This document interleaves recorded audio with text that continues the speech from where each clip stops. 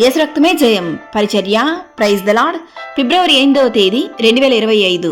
ఈరోజు దేవుని వాక్యము. నాకు మొరపెట్టుము, నేను నీకు ఉత్తరమిచ్చెదను, నీవు గ్రహింపలేని గొప్ప సంగతులను, గూఢమైన సంగతులను నీకు తెలియజేతును. ఇర్మియా గ్రంథము 33వ అధ్యాయం 3వ వాక్యము. అవును క్రీస్తునందు ప్రియులారా, యెహోవా దృష్టి నీతిమంతుల మీద నున్నది, ఆయన చెవులు వారి మొరలకు ఒగ్గి ఉన్నవి. ఈరోజు ఈ వాక్యం వింటున్న ప్రియ సహోదరి సహోదరులారా, దేవుని సన్నిధిలో మీరు చేయు ప్రతి ప్రార్థనకు దేవుడు అతి త్వరలోనే ఉత్తరమిచ్చును. మీ జీవితంలో మీరు ఎదుర్కొంటున్నటువంటి అనేక కష్టకరమైనటువంటి పరిస్థితులలో, అనేక సమస్యలతో పోరాడుతున్నటువంటి నీతోనే దేవుడు ఈరోజు ఈ వాక్యం ద్వారా మాట్లాడుతున్నాడు.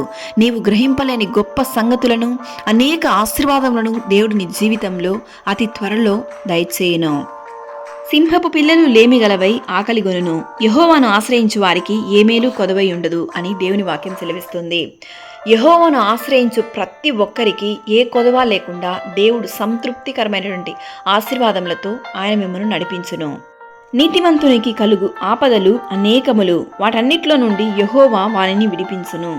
కావున మన జీవితంలో ఎన్ని కష్టాలు, బాధలు, వేదనలు, అనారోగ్య సమస్యలు, ఆర్థిక ఇబ్బందులు, సమాధానం లేకుండా ఉండుట, ఎటువంటి అంధకార దురాత్మ శక్తుల పోరాటం ఏమైనా సరే దేవుడు వాటన్నిటి నుండి మిమ్మల్ని విడిపించి పరిశుద్ధులుగాను, నీతిమంతులుగాను, యథార్థ హృదయులుగాను, దేవునికి ప్రియమైన బిడ్డగా జీవించినట్లయితే ఆయన నిన్ను ఏ పరిస్థితిలోనూ చేయి విడవకుండా ఆయన నిన్ను లేవనెత్తి ఆశీర్వదించి దీవించును. నేను ఎలుగెత్తి యెహోవాకు మొరలిడిచున్నాను, ఎలుగెత్తి యెహోవాను బతిమాలుకొనుచున్నాను అని దావీదు కీర్తనకారుడు చెప్పిన విధముగా నీవును దేవుని సన్నిధిలో ఎలుగెత్తి దేవుని సన్నిధిలో ప్రతిరోజు మొరపెట్టుము. ఆయన ఖచ్చితంగా నీ ప్రార్థనకు జవాబిస్తాడు.